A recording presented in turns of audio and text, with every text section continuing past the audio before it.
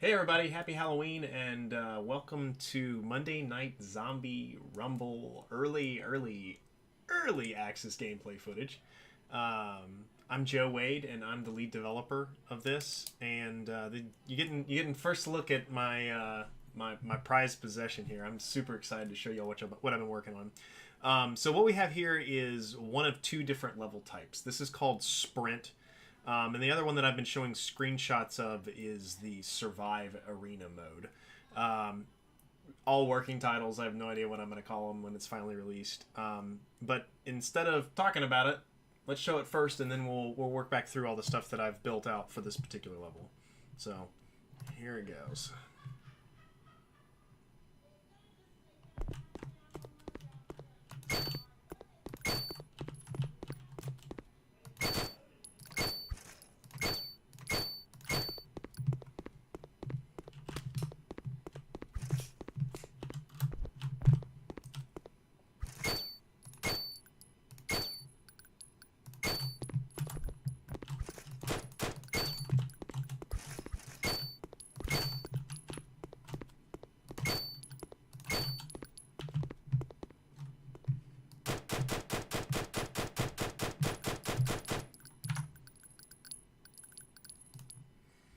So that's the gist of what this first level is going to look like. I took some pretty heavy inspiration from the shooting gallery levels from Modern Warfare. I think it was up to 3. I can't remember if they kept it. I know it was definitely in Modern Warfare and Modern Warfare 2, the pit specifically. I wanted to add an element of verticality into the game, and in order to do so, I actually had to take a bunch of these prefabbed buildings and put them together and try to create some sort of semblance of a course for our character to push through. It needs some fine tuning. There's a couple of dead spots. There's a couple of spots where people have said like I didn't know where to go, and it makes sense. It's not very clear as to what direction the character needs to be going, and that'll be addressed later on. So what's working right now? Well, the targets perform as intended. If you can see here, right now it says enemies left, but when the game launches, it will actually show however many targets you haven't hit. And the way that I did that was I actually passed through. Well, there was two things that I did. The first thing was that I set up a value across the board called enemies, and in the arena, it's however many zombies are on the screen at a given time. In order to do that, I had to create a search function for basically establishing how many items there, how many game objects there were on the screen with this particular tag. And then once I did that, it took a string and then added it and or added it to the variable enemies, and that was how I did it in the other one. This one, it's a little bit simpler, and I don't think it's going to stay this way.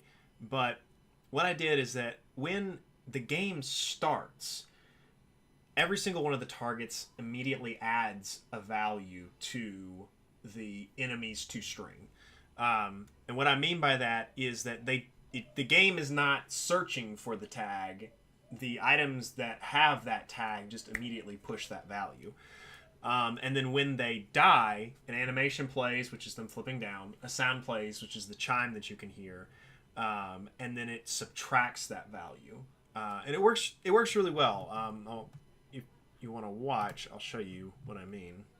Just do a quick demonstration of the on initialization. You can see the enemies left is 16, and then whenever you shoot, it drops the value. So pretty simple. It's not the best way of doing it, because eventually it needs to be set up to where we can make this a little bit more modular if we're going to be building a lot more levels like this. But it works. It works for this demo. Another thing that's working right now, the movement and weapon controls are still solid. This was a prefab that I actually purchased and have made significant modifications to. Not really anything visually yet. It's mainly just elements of the code. Like, I don't know if you can see it, but there's actually a bullet that fires out of the gun, and that's instantiated upon the button press. The bullet has its own rigid body component, and it also carries a damage value. So eventually, rather than doing what's called a raycast, where wherever you're pointing your cursor on the screen is where you're going to be shooting, we're actually going to do I want to do some rudimentary bullet physics for this game. And the reason for that, I want to make the zombies destructible, and there's some ways with meshes that you can do that in Blender and then import it over to Unity. So I'm still working on that one, but it's going to be really cool because you'll have a visual feedback, not just the cool chimes that I've got, but you'll actually get to see which zombies are damaged and which ones you need to work on some more. What else is working? The displays in game, and what I mean by that, there's 3 different ones. There's this one right here, which the text animation's not working properly. What it's going to say, it's trying to load all 3 words at the same time. It says press E to start, and when you press E, it starts the timer. Now, the timer right now is operating off of the way that I had written it for the first arena, which is it just grabs delta time, I think is what it's called. And what essentially delta time is it's the in-game time. So in real time, I've been in the game 15 seconds, and it just immediately starts at whatever that value is. I need to change it to where it has its own set of time, I guess. It operates on its own timeline. I don't exactly know what the proper phrasing is for that. I'm still new to this. But it's going to have a start, a stop, and a reset. And that will all be controlled. I'm going to have a controller here and then probably a controller at the end of the map. So if you wanted to replay it, you could restart it. I'll work on some stuff. I've also got, there's some doorways that have some lasers that go through them, and I think that'd be pretty cool to throw in there. Possibly if you pass through it, then it automatically resets. I don't know. I'm still working on it. But the other displays that work are, you can see up here at the top, you can barely make out a yes.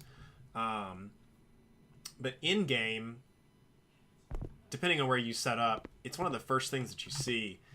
And my thought with that is the zombies are so there are 3 entities that have created this system. There's the devs, which basically they built these arenas and they left them on planets, and the aliens from these worlds just realized that people and zombies were just spawning in. So what did they do?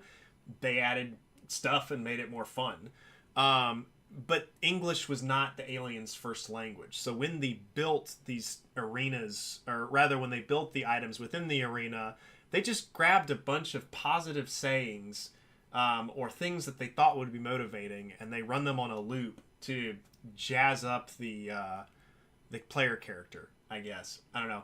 It was a thought, and if it works, great. I think it's kind of fun, and I think it adds a little bit of flair to the otherwise kind of drab world right now. The last thing that's working, I shouldn't say the last thing that's working, the last in-game item that's working as intended is this thing right here. And what's cool about this, apart from the gentle oscillation, it's actually showing what's going on in this room in real time. And I think the camera for that one is over here. Let's just set up right here in the middle. This was actually surprisingly easy, and Unity's done a really good job of building out this functionality. Let's disable the HUD canvas so it's not going to be in our freaking game. Let's see here. Yeah, the trick-or-treaters are in mass, and my mom is super excited about giving out candy tonight. So, the whole family, Mom. The whole family. So, I don't know if we can see the player character. I'm going to zoom in here. You can kind of make out the arms, and I'm sure there are ways to increase the resolution. We can blow it up. We'll make it a little bit higher definition. But what I would like is to have cameras placed in strategic points in the map so that the player can make their own highlight reel of these speed runs. And then, if there's, potentially big name players that are going for a world record speed run or something like that, the players could actually occupy these seats that you see on the arena stadium, which is super, super rudimentary. I threw that up in 5 minutes just to try to create something that looked like an arena. But the player characters could occupy the seats in virtual reality, similar as though they were actually, occupying a spectator sport. And if you're wondering if Monday Night Zombie Rumble is coming to VR, you heard it here first. I've already got the HTC Vive, and I've begun working on porting some of this stuff over to VR. So it's going to happen. I don't know when. We've got to get this version of it done first. But you're going to be able to kill zombies and do speed runs in full virtual reality. So that pretty much wraps up everything that's working.